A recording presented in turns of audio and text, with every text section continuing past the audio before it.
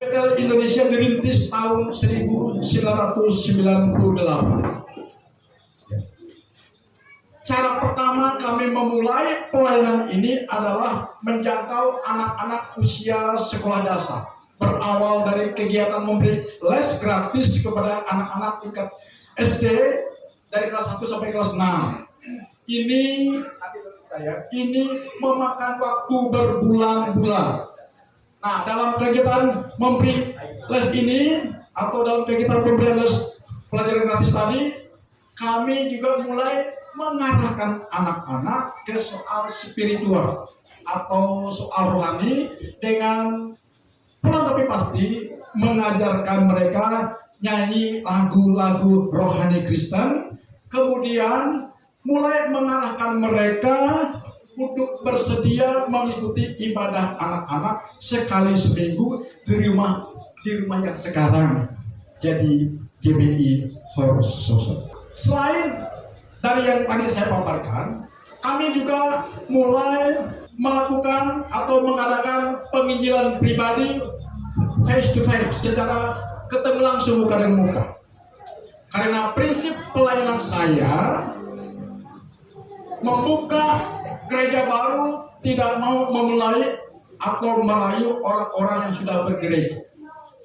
Jadi harus mulai dari nol dan berawal memenangkan satu jiwa penganut Konghucu. Saya tidak perlu sebut namanya. Dan dari satu jiwa ini dalam waktu yang tidak terlalu lama bertambah menjadi 5 orang.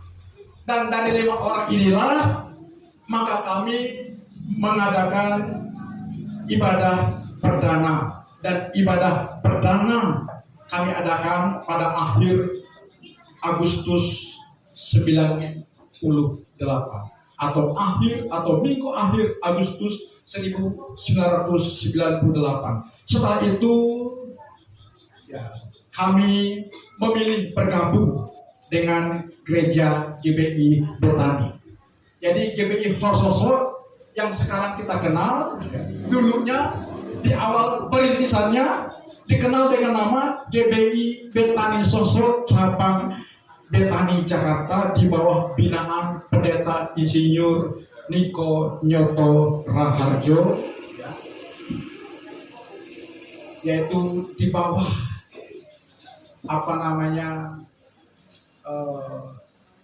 koordinir dari GBI Rayon 16 Kalimantan Barat yang berkantor di Pontianak. Dan seiring dengan perjalanan waktu, kami pada akhirnya diberi arahan mandiri. Dan berdasarkan arahan itu, kami pun melepaskan diri dari binaan Jakarta dan memilih independen atau mandiri dengan cara kami, namun tetap di bawah payung Sinode Gereja Betel Indonesia yang berpusat di Jakarta. Yang periode ini masih diketuai oleh Pendeta Dr. Rubin Adi Abraham.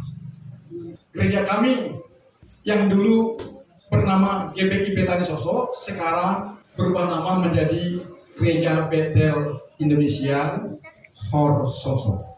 Kemudian masalah tempat ibadah. Nah, ini seru juga nih. Masalah tempat ibadah atau mengenai gedung gereja. Mengapa GBI Horsoso gerejanya kok bentuk ruko? Ada yang tahu? Maka perlu saya bacakan sejarahnya.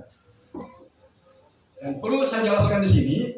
Dulu tempat ini adalah milik gereja PPIK. Tahu PPIK? Gereja Persekutuan Pemberitaan Injil Kristus. Jadi dulu tempat ini dulu masih tanah kosong, ini tanah kosong. Tapi di belakang itu ruang ibadah. Di belakang saya ini dulu ruang ibadah. Seperti ini ruang ibadah. Ya. Lebarnya 5 meter. Kemudian di ruang dapur, tempat ruang makan itu dulu pastoring. Nanti saya jelaskan. Saya ulangi lagi. Ya. Dulu tempat ini adalah memang gereja, yaitu gereja PPIK, milik Sinode Gereja PPIK yang berkantor pusat di Pontianak, sinodenya. Satu-satunya gereja Kristen mula-mula di Sosok. Satu-satunya gereja Kristen Protestan mula-mula di Sosok.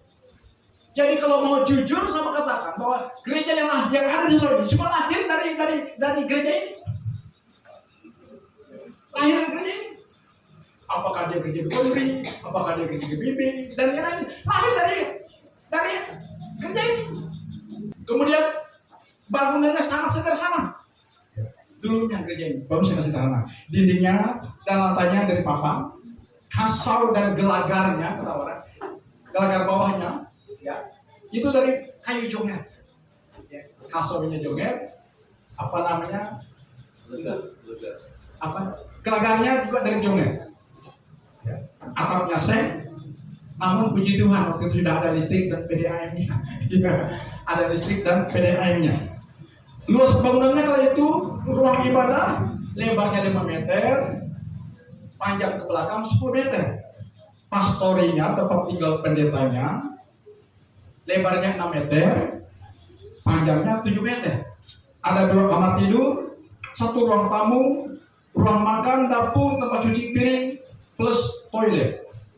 Nah, menurut keterangan Kepala Kampung Sosok 2, yaitu Pak Taha almarhum, saya pernah bincang-bincang dengan beliau sebelum beliau meninggal. Lokasi tanah gereja ini dulunya cukup luas, yaitu 1.250 meter persegi. Berarti kalau diperjelas 1.250 meter persegi, kalau diperjelas lagi lebarnya 25 meter. Lebar gini 25 meter. Panjang ke belakang 50 meter. Karena waktu itu tanah ini statusnya HO, saya pun tidak tahu apa itu HO. Apa itu HO? Saya cuma keliput aja. Karena statusnya dulu HO, maka kepala kampung punya wewenang menghibahkan untuk gereja. Bayangkan saudara, kepala kampung Pak Taha menghibahkan lokasi ini untuk gereja dengan ukuran 1.250 meter persegi. Luar biasa. Besar kan? 25 meter lebar. Kalau dibangun gereja Pak asal keren, ya kan? Keren saudara. Ya.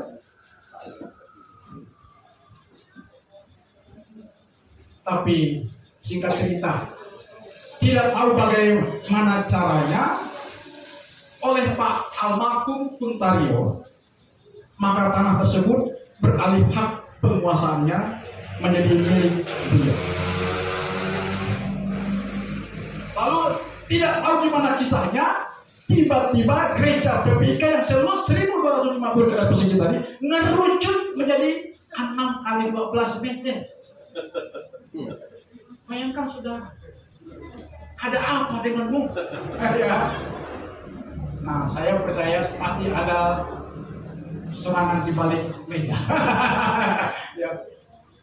Bayangkan saudara, kalau saya sampai sudah ada bertahan saudara. Ya. Nah, gereja PPIK ini tadi sudah lama tidak ada aktivitas sama sekali dalam pelayanannya kepada jemaat. Setahu saya gereja PPIK ini dulu mulai off pelayanannya tahun 85. Karena pada tahun 85 itulah Jokowi mulai berdiri, mulai merintis sewa rumah. Saya tahu persis. Ketika saya diajak ibadah di sini oleh Pak Pendeta Silwana Yesus Komaku, 2 pendeta rebutan mimbar. Saya tahu persis. Pendeta orang barat dengan pendeta Aiko sendiri. Aduh, saya waktu itu sudah mulai tidak elegan. Ya, bayangkan sudah. Jadi karena sudah tidak ada beraktivitas sama sekali karena jemaatnya sudah pindah ke denominasi yang baru dan pendetanya juga ditarik berpindah ke denominasi yang baru, dioper kepada satu tempat pelayanan yang baru, maka gereja ini menjadi tidak ada aktivitas sama sekali. Lalu pastorinya, tempat tinggal pendeta yang tadi sudah pindah, diganti atau ditempati oleh majelis atau pengurus gereja, karena waktu itu pengurus gereja ini belum punya rumah tinggal, jadi dia sangat mendapatkan biaya jatuh ya, maupun ada pastori yang tidak diputuskan, saya ya, saya kenal baik kepada beliau ya. Jadi singkat cerita, ketika saya sudah memasuki sekolah Alkitab atau di seminari di Institut Timur Jauh Pontianak, ketika saya melakukan praktek semester, ada namanya praktek semester. Saya dikirim ke Sosok, ke Tanjung, ke Sebuah, tapi saya sering bertandang ke pastor ini. Maka ketika saya datang ke pastor ini, ngomong dengan si majelis tadi, disuguhkan kopi manis, saya berdoa begini, Pak udah, saya bilang, kok saya tergerak. Sebelum kita minum kopi, kita doa dulu. Doa saya berdoa, Tuhan, gereja ini kosong, tidak difungsikan lagi. Kalau Tuhan berkenan menjawab doa saya, suatu saat saya akan hidupkan kembali, manakala tempat ini bisa saya ambil alih. Bayangkan, masih sekolah, belum punya apa-apa, tapi sudah punya iman. Amin. Doa saya, mulai tahun 86 saya berdoa, minta kepada Tuhan. Sampai saya praktek magang 1 tahun, 3 pemberi sosial simpan lagi, tahun 88. Saya sering bertandang ke pastor di gereja ini, dan doa saya, doa yang sama saya panjatkan. Pak, sebelum kita minum kopi, yuk kita doa. Doanya apa? Singkat cerita, setelah beda doa yang lain, doa saya, Tuhan, saya kepingin tempat ini. Jika Tuhan berkenan, saya ambil alih, saya akan hidupkan kembali menjadi rumah Tuhan. Itu doa saya, saudara-saudara. Jadi tahun 86 saya mulai berdoa. Berdoa untuk tempat ini, dan di tahun 1995 baru bisa terwujud. Berapa tahun? Berapa tahun Pak? 9 tahun berdoa. Pelajaran penting ini adalah apa? Bila kita tekun berdoa, segala kemustahilan itu bisa menjadi kenyataan. Ada banyak orang yang naksir tempat ini, tapi tetap gagal. Yayasan Logos dulu pernah mau memberi tempat ini, tapi kan saya duluan berdoa, ya kan? Tuhan dah kapling untuk kami. Jangan main-main. Itu dulu kita sama saya kita dua. Ya.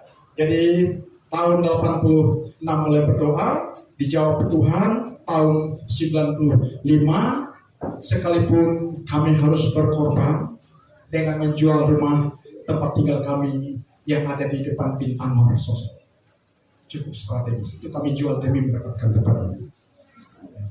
Dan setelah melakukan lobby yang begitu intens, ya, saya akhirnya bertemu pengurus sinode melalui pengurus daerah 8 gereja PPIK yang waktu itu ada di Pontianak di Pahauman, yang diketuai oleh Pak Mesak Amen, yaitu kepala daerah 8 itu, dengan sekretaris daerahnya Pak Kasam Suli. Maka bangunan tadi berhasil kami ambil alih dengan akta perjanjian hibah pada tanggal 18 Januari tahun 1995 di Sosok. Jadi dari sisa hasil penjualan rumah tadi, maka bangunan ini kami buka, kami bongkar, kami bangun kembali, karena menjawab pertanyaan tadi, kenapa gereja ini kok bentuk ruko? Ya, karena apa? Karena sewaktu kami membangun tempat ini, ruko Nagoya sudah ada. Ruko Nagoya sudah ada. Jadi tidak mungkin kami membangun dalam bentuk yang lain. Udahlah, bangunannya menyesuaikan. Bangunlah menjadi ruko. Dulu pintu depannya nggak begini, pintu depan duduk, orang bingung kok ini kok pintu depannya kok lain, tengah-tengah ada pintunya. Orang nggak tahu kalau kita sudah berpikir untuk gereja. Sisa penjual rumah tadi, kami belikan material dan kami bangun. Ya. Dan tidak langsung jadi, sudah. Ketika kami mulai membangun ini, ada Pak Gembala gereja tetangga yang ngojek, dan sangat pesimis kalau saya tidak akan mampu menyelesaikan bangunan ini. Dia ngomong sama orang-orang yang di saudara, orang itu menyampaikan kepada saya, Gembala gereja tetangga, tapi saya tidak sebenarnya. Dia bilang, oh Pak Siono itu nggak tahu diri. Kan dia tahu ekonomi kita memang masih sakit. Bangun ruko besar-besar. Udah dia nanti menyelesaikan. Saya bilang terserah orang. Saya adalah orang yang paling kebal terhadap isu-isu miring. Yang penting saya berjalan dengan visi dan misi saya. Gitu ya. Maka bangunan gereja yang bentuk ruko ini kami bangun seperti ini, ya, menyesuaikan bangunan yang ada di sebelah. Ya, jadi demikian sejarah singkat Gereja Betel Indonesia yang dulunya dikenal dengan Gereja Betel atau GPI Betani Sosok cabang Betani Jakarta, sekarang menjadi GPI Horsoso yang dikembangkan oleh saya sendiri. Kemudian baru kita lihat slide-nya. Ini saya memimpin ibadah perdana nih, tahun 98 minggu terakhir. Saya juga yang main gitar, worship leader-nya. Saya juga yang main musik. Saya juga yang khotbah. Ini ya, lucu kan? Masih cengar-cengir. Coba ya, aneh kan? Ya, prihatin dah. Ini gimana pertanyaan? Ya, lanjut. Ini mulai kami pakai kursi rotan. Apa untuk ruang untuk kursi rotan ini untuk kami tamu menerima tamu, dipakai untuk ibadah. Ya, ini ya. Coba. Lanjut. Ini jemaat mula-mula.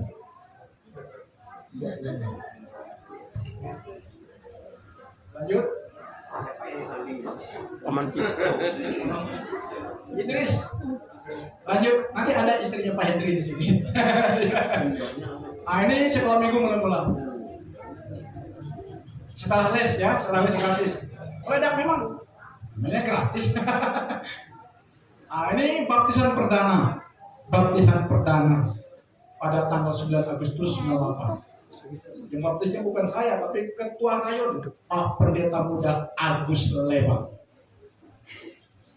Lanjut. Ini baptisan kedua. Lihat ya. Ada, gitu ya. Ini baptisan ketiga, saya nggak tahu kemana fotonya baptisan ketiga. Ini baptisan kedua. Ini orang Batang Tanah nih. Ya, itu ada orang karyawan bank di situ. Saya bawa sebagian orang Batang Tanah. Ini baptisan keempat. Ini baptisan kelima. Nah, ini dulu koordinator youth kita. Namanya Roni Saragi. Ketika dia datang dari Medan, dia sudah SPD. Dia aktif beribadah di sini, dia koordinator youth kita. Lalu dia bilang, misalnya waktu waktu saya, Bapak, saya mau melamar PNS. Nah, maka waktu ibadah raya, altar-call saya doakan, tumpang tangan. Ketika melamar, lulus SK-nya langsung ke Pontianak. Ini baptisan ke-6, tanggal 27 bulan 8. Nah, ini Natal perdana. Ya, Pak Hendri, di mana ada mantannya itu? Singer itu. Sebelum dia ke Jakarta, dia singer di sini. Istri Pak Hendri. Ini sekolah minggu. Nah, ini anak kami Betsy, sekarang sudah jadi mama-mama. Itu siapa? Siapa? Oke, lanjut. Nah, ini youth mula-mula. Ada yang kenal? Ya. Oh, itu ada masih. Nah, ini yang tadi WL nih. Yang WL tadi nih. Oh, sampai sekarang. Oh, begitu, Pak. Itu siapa tuh? Itu Yohan, itu Mary. Nah, ini itu Siska, Betsy, itu siapa? Agus Suci. Ini udah banyak menikah. Itu ada mailing, ada punya anak. Nah, ini juga Dulu nih. Oke lanjut. Nah, ini KKR ibu-ibu. Mana Paman Jin ya masih ada almarhum di sini. Ya, mamanya mereka apa? Nah, ini sudah ada meninggal, ini sudah ada meninggal 3 orang yang meninggal. 1, 2, 3. Nah, ini KKR yang nilainya oleh WBI dari Pontianak. Itu ada Ibu Pina, ada Ibu Purba di situ. Lalu lanjut. Ah, ini worship leader kita dulu, Pak anggota DPR, Pak Manul. Terus, nah ini kesaktian WBI sosok.